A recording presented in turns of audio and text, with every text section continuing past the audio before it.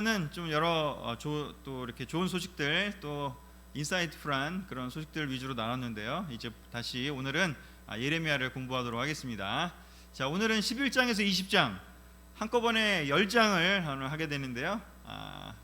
예레미야의 고통과 성장이 담긴 그런 내용이 들어 있습니다. 첫 번째 시간에는 우리가 예레미야의 어떤 그 개관, 백그라운드 뭐 이런 것들을 나눴고요. 우리 두 번째 시간에는 이렇게 예레미야의 어떤 시기적으로 이렇게 활동한 시간대를 구별을 해서 좀 또 나눴습니다. 그래서 우리 요시야 왕 13년부터 시작된 그러한 예레미야의 이렇게 하나님 말씀 선포하는 시간대가 있었고요.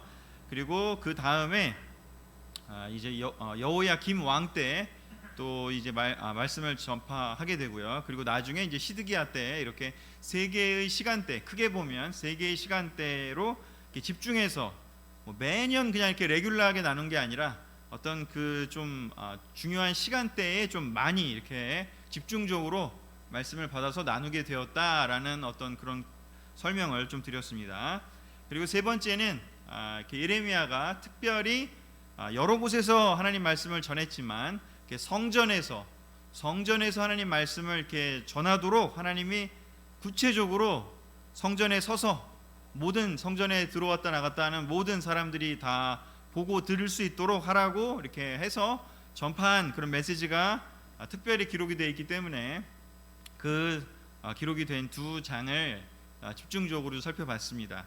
자, 그렇다면 오늘은 이제 그러면 예레미야가 이제 그 11장부터 20장 사이에는요, 예레미야가 사실 이 말씀 전하는 일을 하는 게 굉장히 힘든 일이지 않습니까? 이게 보통 일이 아니죠. 또 나이도 어릴 때 10대 중후반 또 20대 초반에 어떤 중점적으로 활약을 했는데 그때에 그 전하면서 이게 얼마나 그 무게감이 느껴지는지를 사실 이 11장부터 20장에 보면 좀 등장을 하게 됩니다. 그래서 그 내용이 여기에 이렇게 집중적으로 11장부터 20장 안에 반복해서 들어가 있기 때문에 그 내용에 대해서 좀 살펴보려고 합니다.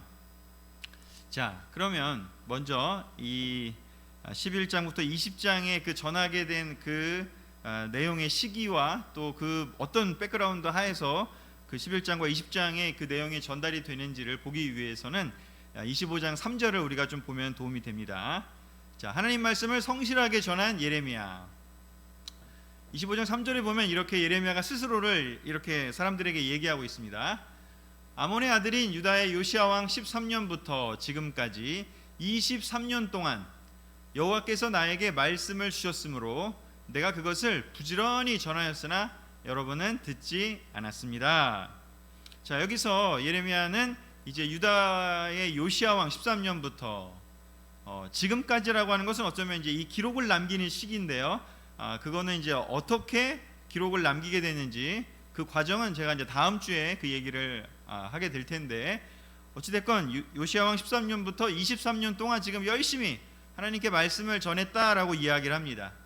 10대 후반부터 한 23년 정도면 한 40살 정도 이제 그 즈음까지가 되겠죠. 10대 후반부터 20대 30대 아주 혈기왕성한 시기에 예레미야가 많은 말씀을 전했습니다.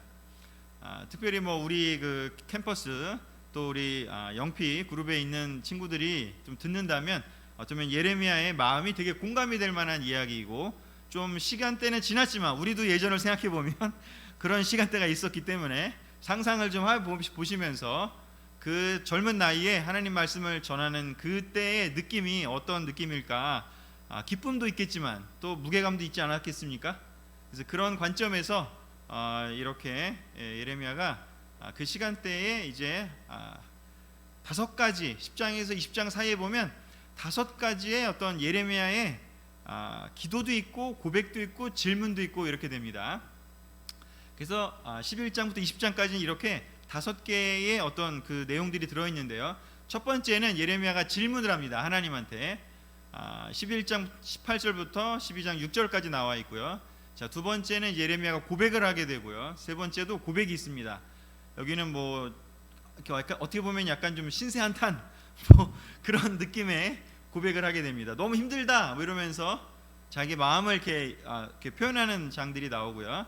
그다음에 이제 네 번째는 이제 예레미야가 기도를 하게 됩니다. 마치 하박국이 기도하듯이 이렇게 기도를 하게 됩니다. 그런 내용이 들어 있고요. 또 다섯 번째로 예레미야가 또 불평 불만을 또 하나님께 말씀드리는, 이것도 일종의 기도라고도 말할 수가 있는데요. 이렇게 보면 질문 하나와 고백 두 개와 기도 두 개, 이런 구조로 지금 되어 있습니다. 그러면 그 내용들을 뭐 자세하게 다 보지는 않겠지만 여기에 좀 이렇게 뼈대가 되는 내용들이 뭘까? 예레미야가 했던 질문, 예레미야가 했던 고백, 예레미야의 기도, 그 내용들을 좀 이렇게 정리를 해서 좀 오늘 말씀을 드리도록 하겠습니다. 첫 번째요. 예레미야가 이렇게 하나님께 말씀을 이렇게 전하게 됐을 때 먼저 그 첫 번째 고백을 질문을 알기 위해서는 먼저 예레미야 말씀 선포에 대한 사람들의 반응을 좀 살펴봐야 되는데요. 우리 11장 21절과 그리고 12장 6절을 제가 적어봤습니다. 우리 함께 읽어보겠습니다. 시작. 그러자 여호와께서 아나돗 사람들에게 대하여 말씀하셨다. 그들이 너를 죽이려고 위협하며 너는 여호와의 이름으로 예언하지 말아라. 그렇지 않으면 내가 우리 손에 죽고 말 것이다 하고 말한다. 내 형제들과 내 가족까지도 너를 배신하고 너에게 큰 소리를 지른다. 그들이 너에게 좋은 말을 하여도 너는 그들을 믿지 말아라. 처음에 설명할 때 아나돗이 예레미야가 백그라운드라고 했잖아요. 아나돗 사람 예레미야. 자, 여기서 보면 성전에 가서, 예루살렘에 가서 말씀을 전했을 때 예루살렘 사람들이 예레미야를 싫어하고 또 예레미야에 비판적이 되고 하는 거는 그럴 수 있다 칠 수 있습니다. 근데 이제 어느 정도까지 되었냐면 이제는 자기 고향 사람들조차도 예레미야가 자꾸 망할 거다라고 얘기하고 자꾸 너네 하나님 뜻대로 하지 않는다고 얘기를 하니까 이제 예루살렘뿐이 아니라 이제 자기 고향 사람까지도, 이제 말하자면 온 나라 사람들이 다 예레미야에 대해서 이제 이런 생각, 비판적인 생각을 갖고 있다라는 것을 알 수 있을 정도의 이야기입니다. 예레미야가 23년 동안 열심히 하나님 말씀을 전했지만 그 말씀을 들은 사람들은 겸손하게 예레미야의 말을 듣고 하나님이 뜻이 그렇구나, 그거를 깨달으면서 내가 바뀌어야 되겠구나, 우리가 바뀌어야 되겠구나, 그렇게 얘기하기보다는 아니 어디서 그런 예언을 해, 너가 예언하는 거 하나님 뜻일 리가 없어, 우리가 뭘 잘못했다고 우리한테 이렇게 도전을 주는 거야 라고 하면서 오히려 너만 사라지면 돼, 왜 이렇게 너는 우리를 괴롭혀 라고 얘기하면서 예레미야를 죽이려고까지 위협을 했고, 이제 예레미야에게 여호와의 이름으로 예언하지 말아라 라고 이야기를 하게 됩니다. 자꾸 하나님 이름으로 예언하는데 그 예언하지 말라고 얘기를 합니다. 듣기 싫은 거죠. 한마디로 그냥 내가 듣고 싶은 말을 해줘야 되는데 내가 듣고 싶은 말보다는 하나님이 하신 얘기를 자꾸 하니까 이제 기분이 나빠지는 거야. 사람들의 이 종교심, 종교적이 되면 이렇게 되지 않나 싶습니다. 정말 그게 하나님 말씀이 맞나 아니냐로 구별을 해야 되는데 판단 기준이 뭐가 됐냐면 내가 듣기에 기분이 나쁘냐 안 나쁘냐가 돼버린 거죠. 내가 듣기에 기분이 나쁘니까 너 예언하지 마, 너 설교하지 마, 너 이제 그만 얘기해, 그렇게 된 겁니다. 그리고 심지어는 형제들과 가족까지도 너를 배신하고 너에게 큰 소리를 친다라고 이야기를 하고 있습니다. 그래서 이 예레미야가 얼마나 지금 외롭고 힘든 이 삶을 살게 되는지를 생각해 볼 수 있습니다.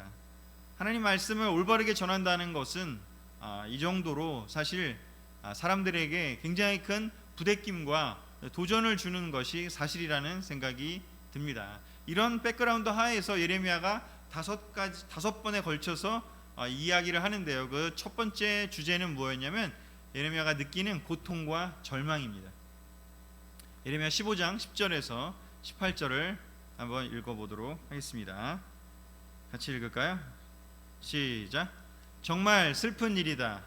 나의 어머니가 나를 온 세상과 다투고 논쟁하는 자로 낳으셨구나. 내가 아무에게도 빌리거나 빌려준 일이 없는데 모든 사람이 나를 저주하는구나. 어째서 나의 고통은 이처럼 계속되며 내 상처가 낫지 않습니까? 주는 물이 넘쳤다가 말랐다가 하는 종잡을 수 없는 시내처럼 나를 대하실 작정이십니까? 처음에 부르심 받았을 때는 하나님이 말씀을 전하라고 하니까 어떤 면에서는 어떤 일이 벌어질지 모르고 그 일을 시작을 했습니다. 그냥 내가 능력이 좀 부족한 거 그것만 염려했습니다. 사람들이 어떻게 받아들일지, 나에게 어떤 일이 벌어질지 그것에 대해서는 별로 신경 쓸 겨를도 없었습니다. 그냥 거룩하신 하나님이 나를 사용하신다고 하는데 과연 내가 할 수 있을까 하면서 그냥 내 부족함, 내 어떤 약점 그것만 신경 썼는데 막상 그 일을 하다 보니까 이제 사람들의 그 많은 어떤 위협과 또는 싫어하는 모습과 또 공격하는 모습 그런 것들을 경험하게 되니까 이제 얼마나 고통스럽고 얼마나 절망스러운지 내가 태어난 그 것 자체에 대해서도 너무나 힘들어하고 모든 사람이 나를 저주하는 느낌을 받고 너무나 눈물이 마를 날이 없다라는 것처럼 이렇게 예레미야가 이야기를 하고 있습니다. 바로 이 5번의 고백은 예레미야가 얼마나 이 하나님 말씀을 전하는 것이 쉽지 않은가, 또 사람들의 그 반응에 대해서 절망스러워하는가, 그런 거를 많이 이야기를 하고 있습니다. 사실 우리가 이렇게 다른 사람들이 우리가 싫어할 만큼 하나님 말씀을 과격하게 전해보지 않았다면 예레미야를 이해하기는 쉽지 않을 것 같습니다. 혹시 해보셨나요? 예레미야의 마음을 조금 이해하실 수 있나요? 그런 경험을 해보신 분들은 아마 이해할 수가 있을 텐데 얼마나 예레미야가 지금 고통과 절망을 느끼는지. 참 이렇게 그 소예언서 같은 경우는 많은 경우에 그냥 하나님이 전해준 이야기를 그냥 전했다, 그리고 그들이 어떻게 됐다, 그런 정도의 이야기만 있지만 예레미야의 그 이야기를 보면 예레미야가 느끼는 감정, 예레미야가 얼마나 그 힘든 그 마음을 겪었는지를 10장에 걸쳐서 그 5번이나 되는 그 이야기를 해주면서 그러니까 예언하는 그 내용도 중요하지만 예언자의 삶이 어떤가라는 것을 좀 더 보여주는 그런 구절이 들어있습니다. 그게 좀 특별하죠. 자, 이렇게 힘든 고통과 절망 속에서 5번에 걸쳐서 하나님께 하나님 너무 힘들어요. 내가 너무 괴롭습니다. 도대체 하나님 언제까지 이렇게 보고만 계실 거예요? 이런저런 이렇게 탄원과 또 아픈 마음들을 이야기를 합니다. 그리고 이렇게 힘든 5번의 이야기 가운데 마지막 하이라이트는 20장 이제 마지막 여기 부분의 마지막 장에 나오는데요. 이제는 힘든 그 마음을 토로한 것이 그냥 감정적으로 힘든 게 아니라 실제 물리적인 상황으로까지 이제 안 좋은 상황까지 벌어지게 됩니다. 그것이 바로 무엇인지가 나오는데요. 우리 20장 1절에서 2절 제가 먼저 그냥 읽어보도록 하겠습니다. 자, 그때 임멜의 아들이며 여호와의 성전 관리 책임자인 제사장 바술이 예레미야가 예언하는 이 말을 듣고 예레미야를 잡아 때리고 그를 성전에 베냐민 윗문에 달아둔 쇠고랑에 채웠다. 처음에는 그냥 사람들이 그냥 그렇게 위협하고 어떤 말로 하는 것이 힘들었는데, 감정적으로 힘들고 정신적으로 힘들었는데, 이제 20장, 그러니까 나이도 한참 든 23년 중에 이제 좀 후반부에 갔을 즈음에는 어떤 일까지 벌어지냐면 쇠고랑에 채워지는 일까지. 근데 그렇게 한 사람이 누구라고요? 성전 관리 책임자예요. 제사장이에요. 바술이라고 하는 성전 관리 책임자, 제사장이라고 하는, 어쩌면 예레미야를 가장 이해되고 예레미야를 도와줘야 될 사람이 그렇게 하는 대신에 오히려 예레미야를 잡아다가 쇠고랑에 채웁니다. 그리고 여기에 제가 지명관계상 다 적어진 않았지만 이 뒤에 3절부터 뒤쪽의 이야기를 보면 똑같이 얘기합니다. 여호와의 이름으로 얘기하지 말라고. 성전 제사장이 우리나라가 왜 멸망하냐고 이야기하면서 이제 예레미야가 더 이상 예언하지 못하게 합니다. 사람들은 자기가 듣고 싶은 말을 해주는 사람이 아닌 듣기 싫은 소리라는 사람에 대해서는 두 가지를 반응할 수밖에 없죠. 듣던가 아니면 그 메시지 하는 사람이 더 이상 말하지 못하게. 왜냐하면 들으면 괴로우니까 자기도. 그러니까 그 사람을 공격하게 되는 지경까지 이르게 됩니다. 그래서 오늘 나누게 되는 11장과 20장의 이런 상황이 이렇습니다. 자, 상황이 이런 것은 제가 그냥 설명을 드리는 거고요. 그럼 중요한 건 뭘까? 하나님은 이 예레미야에게 그럼 어떤 대화를 나누느냐? 우리 또한 이 예레미야처럼 사는 그런 마음들이 있을 거라고 생각이 드는데, 그럼 우리는 그런 상황에서 어떤 마음을, 예레미야가 하나님께 들었던 메시지는 무엇일까를 좀 생각해 보면서 우리가 마음을 또 배웠으면 좋겠습니다. 자, 예레미야의 질문에 대한 하나님의 대답이 또한 이 예레미야의 5번의 그런 기도와 또 탄원과 탄식 그 뒤에 보면 나오게 되는데요. 첫 번째로 보면 예레미야 15장 11절과 19절을 제가 적어왔습니다. 같이 읽어보겠습니다. 시작. 여호와께서 말씀하셨다. 내가 분명히 선한 목적을 위해서 너를 구원할 것이며 내가 재앙과 환난 때에 내 대적이 너에게 간청하게 할 것이다. 그러자 여호와께서 대답하셨다. 내가 만일 회개하면 내가 너를 회복시켜 다시 나를 섬길 수 있도록 하겠다. 내가 천한 말을 하지 않고 값진 말을 하면 너는 나의 대변자가 될 것이다. 너는 이 백성이 너에게 찾아오게 하고 내가 그들에게 찾아가지 않도록 하라. 보통 우리는 우리가 좀 이렇게 힘든 이야기를 하면 우리 또한 이렇게 위로받기를 원합니다. 격려받기를 원합니다. 하나님도 마찬가지로 처음 예레미야가 그렇게 힘들다고 이야기할 때 반응은 그것이었습니다. 위로였고 격려였고 희망에 대한 이야기였습니다. 내가 분명히 선한 목적을 위해서 너를 구원할 거라고, 너와 함께 할 거고 너를 구원할 거고 지킬 거라고, 내가 재앙과 환난 때에 너를 안전하게 붙들어 줄 거라고 이야기를 합니다. 그리고 실제로 나중에 바빌로니아가 쳐들어왔을 때 예레미야는 안전하게 됩니다. 이것이 바로 하나님이 준 위로였습니다. 하나님의 위로는요, 그냥 우리가 듣고 싶은 위로랑은 좀 달라요. 우리가 듣고 싶은 위로는 뭘까요? 지금 있는 어떤 어려운 상황에 대해서 얘기할 때 우리가 듣고 싶은 위로는 뭐예요? 이거 좀 없애달라고. 아니 지금 좀 편하게 해달라고. 나중에 말고요, 지금 좀 편하게 해주세요. 지금 당장 눈앞에 보이는 이것 좀 없애주세요. 우리는 그렇게 쉽게 이야기를 합니다. 저도 마찬가지고요. 좀 뭔가 그냥 눈앞에 보이는 지금 당장 너무나 문제가 빨리 해결되기를 바랍니다. 근데 하나님은 긴 안목에서 전체 역사를 보시는 분이시기 때문에 지금 이 조금의 힘듦이 아니라 정말 큰 위험, 온 나라가 다 멸망하게 될 그날이 올 거라고 하는 것을 아시고 계시기 때문에 그때에 너가 우뚝 설 거고 너가 보호를 받을 거라고, 지킴을 당할 거라고, 하나님이 지키실 거라고, 구원할 거라고 그 위로를 해줍니다. 격려가 되시나요? 여러분의 삶에 있어서 하나님이 여러분 막 힘들다고 얘기하는 하나님이 오케이, 내가 너 나중에 진짜 너 힘든 시간 내가 구원해 줄 거라고, 걱정하지 말라고, 지금 얘기는 안 하시고. 격려가 될까요? 격려 안 될 수도 있는데 이 하나님이 보시는 관점에 대한 그런 이야기를 해줍니다. 우리 또한 그렇게 눈앞에 보이는 것이 아니라 길게 보기를 하나님 원하신 것 같습니다. 그리고 또 한 가지, 거기서 그냥 끝나는 것이 아닙니다. 그리고 하나님 뭐라고 얘기하시냐면요, 회개를 얘기하십니다. 우리가 힘들어 죽겠다고 얘기하고 하나님 정말 억울해요, 하나님 도대체 뭐 하시는 거예요, 왜 이렇게 아무 일도 안 하세요? 라고 따져드는 그 예레미야한테 하나님이 뭘 얘기하시냐면 위로도 해주시지만 격려도 해주시지만 회개하라고 이야기합니다. 네가 회개해야지 다시 나를 섬길 수 있을 거라고요. 네가 하는 말이 지금 천한 말이라고 이야기를 하고 있습니다. 네가 힘들다고 하는 그거, 네가 사람들의 그 위협에 당하는 그것을 느끼고선 거기서 너의 태어남을 한탄하는 그 이야기가 얼마나 천한 것인지, 사람들을 의식하는 그 태도가 얼마나 천한 것인지를 이야기하고 있습니다. 하나님을 올바로 보지 못하는 그 상황에서 하는 이야기들이, 그 인간적인 말들이 하나님보다 사람들을 더 두려워하고 하나님보다 그 상황을 더 크게 보고 하는 그 상황이, 그 말들이 얼마나 천한 것인지를 하나님은 꿰뚫어 보고 있습니다.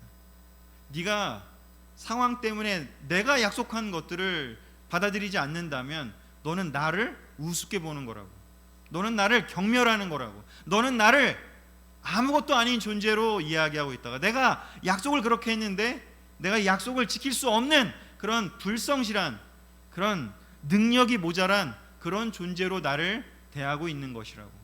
내 말보다는 사람들의 그 말에 네가 휘둘린다면 그것은 정말 네가 나를 우습게 보는 거라고. 그래서 그런 천한 말을 더 이상 하지 말라고, 회개하라고 이야기를 하고 있습니다. 값진 말을 하라고요. 값어치 있는 말을요. 진실된 말이요. 하나님이 오늘 우리가 아까 같이 했던 찬양이요. 전능하신 나의 하나님은, 아니 하나님이 정말 이 세상을 창조하신 분이 맞다면, 하나님이 정말로 예수 그리스도를 보내셔서 우리를 위해서, 우리를 구원하시기 위해서 자신의 아들까지 십자가에 못 박혀 죽게까지 할 정도로 우리를 사랑하시는 그런 분이라면, 그리고 그분의 능력이 그렇게 크시다면 우리에게 하신 그 약속은 반드시 이루어질 것이고 반드시 실현될 것입니다. 그 약속에 기반한 그런 믿음의 말을 할 때, 그때 올바르게 하나님 앞에 설 거라고 하나님은 오히려 예레미야에게 도전을 주십니다. 그리고 이야기합니다. 너가 이 백성이 너에게 찾아오게 하고 너가 그들을 찾아다니지 말라고요. 내가 사람들에게 이야기하는 것은 사람들을 사랑해서 사람들이 듣고 회개하고 구원되기를 원하지만, 그렇지만 네가 그것을 쫓아다니면서 무슨 물건 팔듯이, 무슨 이렇게 사람들을 그냥 한 명 한 명 뭔가 구걸하듯이 그렇게 가서 전하는 것이 아니라, 너에게 네가 하는 말이 정말 하나님이 한 말인 것을 알고 그 값어치를 알고 너에게 찾아오는 그 사람들에게 비로소 내 말이 들어가게 될 거라고 이야기하고 있습니다. 예레미야가 힘든 이야기를 5번이나 했지만 거기에 대한 첫 번째 하나님의 대답은 바로 이것이었습니다. 격려와 약속을 주시지만 또한 본질에 대해서, 신앙의 본질에 대해서, 하나님과의 관계의 본질에 대해서 정확하게 다시 한번 예레미야에게 알려주십니다. 네가 여기서 만약에 무너진다면, 회개하지 않는다면 너가 아니라 내가 다른 사람을 세울 수도 있다고. 예레미야가 그렇게 놀랍게 시작을 했고 하나님이 선택했지만, 그렇지만 그가 도중에 마치 베드로가 그 물에 예수님이 오라 그래서 물을 향해서 예수님을 향해서 걸어갔지만 파도를 예수님 바라보지 않고 파도를 봤을 때 그 물에 빠진 것처럼, 그렇게 된다면 물에 빠질 수밖에 없다고요. 그것이 바로 하나님의 대답이셨습니다. 자, 또 한 가지요. 두 번째 하나님의 대답은요, 17장에 나와 있습니다. 예레미야 17장 5절에서 8절이요. 다 같이 읽어보겠습니다. 시작. 여호와께서 말씀하신다. 사람을 의지하고 나 여호와를 떠난 사람은 저주를 받을 것이다. 그는 사막의 가시덤불 같을 것이며 아무런 희망도 없이 사람이 살지 않는 사막의 메마르고 염분이 많은 땅에서 살게 될 것이다. 그러나 나 여호와를 믿고 의지하는 사람은 복을 받을 것이다. 그는 물가에 심겨져서 그 뿌리를 시내로 뻗어 더위가 와도 두려워하지 않고 그 잎이 언제나 푸르고 싱싱하며 가뭄이 심한 해에도 걱정이 없고 항상 열매를 맺는 나무와 같은 자이다. 아멘. 두 번째로 하나님께서 예레미야에게 말씀하신 것은 바로 이것입니다. 사람을 의지하지 말라고요. 사람을 의지하고 여호와를 떠난 사람은 저주를 받을 수밖에 없다고요. 그 스스로 그 위험에 빠지게 될 거라고 이야기를 하는 것입니다. 사람을 의지하고 여호와를 떠나게 되면 어떤 일이 벌어지는지 사막에 사는 것 같이 될 거라고요. 사람을 의지해 보셨습니까? 저도 사람 많이 의지해 봤는데요. 제일 힘든 게 아까 여기 나온 것처럼 아마 바수을, 또 아나돗 사람들의 그런 태도, 다른 사람은 몰라도, 예루살렘 사람은 몰라도, 뭐 저 위에 베델 사람은 몰라도, 아니 우리 아나돗 사람은 나한테 이러면 안 되잖아 라고 생각할 수 있었고, 아니 일반 그 정치하는 사람들, 뭐 군인들, 그리고 뭐 물건 파는 사람들은 그럴지 몰라도 하나님 말씀을 다루는 제사장은 나한테 그러면 안 되잖아, 그럴 수 있지 않습니까? 그런데 그들까지도 예레미야를 이렇게 하는 걸 보면서 예레미야는 절망을 했을 것입니다. 아마도 조금은 그 사람들을 좀 의지했는지도 모르겠습니다. 저 또한 의지했던 사람에게 오히려 쇠고랑을 차이는 느낌을 받을 때 너무 힘들었던 기억이 있습니다. 어쩌면 제가 그 사람은 원래 그랬는데 제가 착각했을 수도 있겠죠. 사람을 의지하는 결과는 항상 끝은 그렇게 될 수밖에 없지 않나라는 생각이 듭니다. 여호와를 믿고 의지할 때에만 비로소 우리가 복을 받을 수 있을 거라고 성경은 이야기를 하고 있습니다. 시편 1편이 여기서 좀 드러나는 것처럼요. 물가에 심겨져 그 뿌리를 시내로 뻗어 더위가 와도 두려워하지 않고 그 잎이 언제나 푸르고 싱싱하게 될 거라고요. 항상 열매를 맺고 싶다면 여러분 무엇을 해야 되나요? 사람을 의지하지 말고요, 하나님을 의지하시기 바랍니다. 사람은 의지할 대상이 아니라 사랑하고 불쌍히 여겨야 될 대상입니다.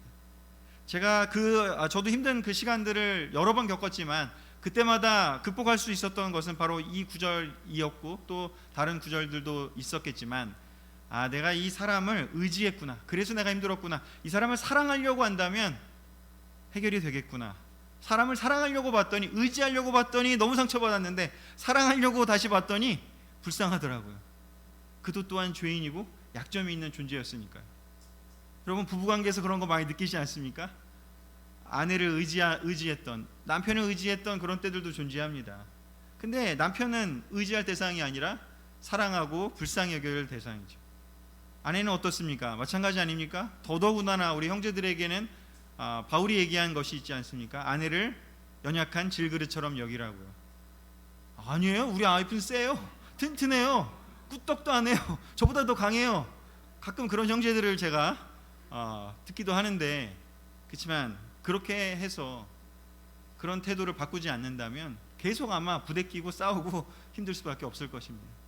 회사의 상사는 어떻습니까? 바이블톡에 있는 친구들은 어떻습니까? 여러분, 그들을 사랑하십시오, 불쌍히 여기십시오. 절대로 의지하지는 마십시오. 우리가 의지해야 될 유일한 대상은 누군가요? 하나님 한 분뿐이십니다. 아멘. 자, 세 번째요. 이제 갈등 속에서 예레미야가 이렇게 기도를 했지만, 그가 이 모든 과정을요 사람들 앞에서 털어놓은 것이 아니라 5번이나 되는 그 기도와 한탄과 그것을요 예레미야가 다 누구한테 털어놨나요? 하나님 앞에 털어놨습니다. 그랬기 때문에 바로 이 놀라운 응답을 받을 수가 있었습니다. 우리는 힘들면 사실 사람들한테 위로받고 싶고, 사람들한테 털어놓고 싶고, 사람들이 해주는 따뜻한 위로를 너무나 원합니다. 그런데 예레미야는 놀랍게도 어떻게 보면 좀 이렇게 이사야나 또는 학개나 다른 그 나이가 많이 들어서 하나님께 부름받은 그런 인도자가 아니라 정말 10대 때, 아주 어린 때 하나님께 부름받은 사람이기 때문에 더 어떻게 보면 순수하고 더 놀랍게도 하나님과의 관계 속에서 이 모든 것들을 털어놓고 헤쳐나간지도 모르겠습니다. 그렇게 했을 때 예레미야의 이 기도의 변화를 살펴볼 수가 있는데요, 20장 9절과 12절을 제가 적어봤습니다. 같이 읽겠습니다. 시작. 내가 다시는 여호와를 기억하지 않고 그 이름을 말하지 않겠다 하면 주의 말씀이 내 속에서 불타오르는 불길 같아서 내 뼛속에 사무치니 내가 답답하여 견딜 수 없습니다. 의로운 자를 시험하여 그 마음의 깊은 뜻과 생각을 알아내시는 전능하신 여호와여, 내 사정을 주께 말씀드렸습니다. 그들이 주께 보복당하는 것을 내 눈으로 보게 하소서. 아멘.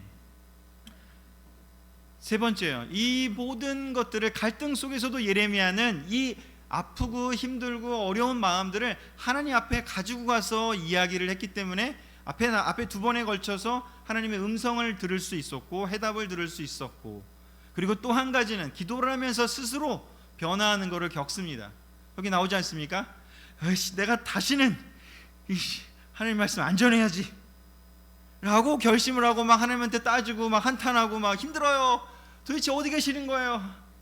도대체 왜 응답을 안 하시는 겁니까? 내가 언제까지 이렇게 해야 됩니까? 라고 기도를 했더니 기도하면서 마음이 변하는 거예요. 근데 또 막 사람들을 보면 하나님 말씀을 전하고 싶어져. 내 속에서 불타오르는 그 불길같이 성령이 활동하는 것을 예레미야는 느끼게 됐다라는 거죠. 뼛속에 사무친다고요. 말씀이 사무쳐서 견딜 수가 없대요. 여러분들 그래서 여기 남아있는 거 아니에요? 사실 수많은 사람들이 하나님을 떠났습니다. 교회를 떠났습니다. 하나님을 떠난지까지는 모르겠지만 교회를 공동체를 떠나는 사람들도 많았습니다. 여러분은 왜 남아있으십니까? 이래서 남아있는 거 아닌가요?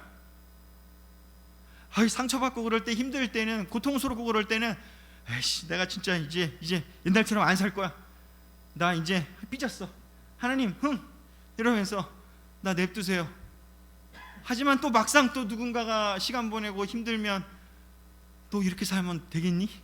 하면서 또 말씀을 전하고, 누군가 또 어려운 사람 보면 또 말씀을 전하고, 또 나 스스로를 볼 때도 내가 이러면 안 되지. 뭔가 내 안에 세례받을 때 들어온, 또 하나님이 날 사랑하시기 때문에 들어와 계신 그 성령님이 내 안에서 뭔가 내가 그렇게 탄원하고 또 힘들어하고 막 어려워하고 아파하는 그 마음 속에서도 이 소용돌이 치는 그 어떤 불길 같은 하나님 말씀을 이렇게 상기시켜주는 그 경험을 여러분들이 하셨기 때문에 저는 여기 남아있을 거라고 생각이 듭니다. 어쩌면 10대 때, 20대 때, 30대 때는 이런 과정을 겪지 않을 수가 없을 거라고 생각이 듭니다. 근데 중요한 건 그 어떤 갈등 속에서도 이 모든 것들을 사람을 의지하지 말고 하나님께 나아가서 이야기할 때, 여기 심지어 예레미야 어떤 기도를 드립니까? 주께 보복당하는 것을, 그들이 주께 보복당하는 것을 내 눈으로 보게 하소서라고 이야기합니다. 성경에 참 많은 그 구절에 보면 탄식과 저주의 기도들이 많습니다. 대표적인 게 시편 35편, 59편, 69편, 70편, 109편, 137편, 140편 등이 있습니다. 이 중에 69편과 109편을 보면, 또 우리 예레미야가 아까 20장에 보면 바술에 그렇게 갇히고 쇠고랑에 차이면서 예레미야가 바술에게 한 이야기를 한번 여러분 읽어보십시오. 심한 얘기를 합니다. 아주 심한 얘기를 해요. 자녀들이 바빌론에 끌려가서 포로가 되길 원한다, 뭐 이런 얘기까지 있어요. 69편과 109편을 보면 정말 그래요. 바빌로니아 사람들에 대한 이야기이기도 하지만, 근데 이게 성경에 기록되어 있어요. 탄식과 저주의 기도들이요. 우리는 항상 하나님께 기도할 때 그냥 하나님께 좋은 이야기, 하나님께 내 어떤 서원의 이야기, 어떤 결정의 이야기들만 하고 하는 찬양하는 기도를 하고, 뭐 예배 때도 우리가 항상 이렇게 찬양하고 막 기쁘게 하고 항상 그런 것만이 전부일 거라고 생각하지만, 그것이 최선이고 항상 좋을 거라고 생각하지만, 성경은 놀랍게도 그런 이야기만 들어있지 않습니다. 탄식하고 힘들어하고 정말 사람들의 괴롭히는 사람들에 대한 나쁜 그 마음이 드는 것까지도 그냥 솔직하게 하나님께 이야기하는 기록들을 성경에 넣어놨습니다. 리얼한 그런 모습들을 적어놨다는 것이죠. 우리가 항상 이 딜레마 속에 있죠. 하나님 뜻대로 할 것인가, 사탄의 뜻대로 할 것인가, 그때 어디로 선택할 것인가. 하나님 뜻대로 하는 것은 항상 기도하는 사람이지 않을까 싶습니다. 사탄의 뜻대로는 내 뜻대로, 내 감정대로 사람을 의지하는 길이지 않을까 싶습니다. 우리 로마서 12장 19절 21절을 좀 보면서 이제 마무리하려고 합니다. 같이 읽어볼까요? 시작. 사랑하는 여러분이 직접 복수하지 말고 하나님께 맡기십시오. 성경에는 원수 갚는 것은 나의 일이다, 내가 갚아주겠다 라고 기록되어 있습니다. 그러므로 악에게 지지 말고 선으로 악을 이기십시오. 우리가 왜 기도하는가? 그리고 기도를 통해서 우리가 예레미야처럼 스스로 변화하고 스스로 성장하고, 여러분 너무 놀랍게도요, 20장까지는 이렇게 5번에 걸친 예레미야의 고통스러운 이야기가 있지만요, 그 뒤에 보면요 예레미야 굉장히 담대해져요. 아마 어쩌면 나이도 40대 이제 중후반이 되어가고 이제 50대가 되고 이러면서 여호야김 또 시드기야 왕 때는요 예레미야 굉장히 담대해요. 뒤에 보면 이 앞에랑 완전히 달라요. 어쩌면 우리가 나이 어릴 때는 좀 이런 또 힘든 갈등들을 겪지만, 우리 성숙한 그런 경험들을, 여러 가지 인생 경험들을 하면 담대해지고 더 튼튼해지고 흔들리지 않고 그렇게 되는 것처럼 예레미야도 이렇게 변해해 가는데, 물론 다음 주, 다다음 주 이어서 그 변화한 상태에서의 예레미야 이야기들을 또 보겠지만, 예레미야가 점점 이렇게 하나님과의 관계에 성장하는 모습을 보면서요, 그가 그 원수들에 대해서, 힘들게 하는 사람들에 대해서 하나님께 이야기를 하고, 예레미야가 직접적으로 복수하거나 직접적으로 뭔가 저항하거나 무력을 쓰거나 하는 일이 없습니다. 아주 심한 그런 말들이 기록은 되어 있지만 그건 다 하나님한테 하는 이야기입니다. 하나님한테는 해도요, 하나님이 너 왜 그래? 이렇게 얘기하지 않는다는 거죠. 하나님은 그냥 다 들어주면서 네가 마음이 그럴 정도로 힘들구나, 네가 마음이 그렇게 표현할 정도로 아프구나 라고 오히려 이해해 주시고 감내할 수 있다는 것이죠. 사람한테 얘기하면요, 얘 왜 그러지? 얘 큰일 났네. 오히려 사람도 힘들어하지만, 하나님은 어떤 이야기를 해도 적절하게 응답해 주시고 오히려 해결해 주실 수 있다라는 것이죠. 담대하게 하나님 말씀을 이제 전하게 됩니다. 바술이 묶어놨지만 이러면 풀리게 되고요, 또 그 뒤에도 많은 일들을 겪지만 결국은 꿋꿋하게 예언자의 소명을 감당해 나갑니다. 우리들의 삶에, 여러분들의 삶에 어떤 일이 있을지 모르겠습니다.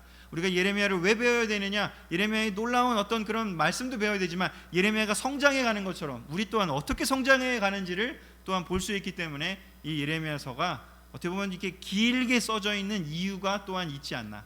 예레미야의 삶 자체가 우리에게 메시지가 되지 않나라는 생각이 듭니다. 고통을 겪으면서 성장해 가는 예레미야. 우리 시작은 예레미야의 질문, 예레미야의 기도, 예레미야의 탄식 그런 것들이었지만요. 결국에 제목은 고통을 겪으며 성장해가는, 즉 방점이 어디에 찍혀 있나요? 성장해가는 예레미야에 대해서 오늘 11장부터 20장을 보면서 살펴봤고요. 그 성장해가는 과정 속에 하나님이 어떤 메시지를 주셨는지를 오늘 제가 세 가지로 설명을 드렸습니다. 여러분들도 우리 예레미야처럼, 또 저도 예레미야처럼 더욱더 성장해가고 더욱더 놀라운 그런 믿음의 남자로, 하나님의 남자로, 하나님의 사람으로, 하나님의 여자로 성장해가는 그런 2022년 하반기가 됐으면 좋겠습니다. 말씀을 마치겠습니다.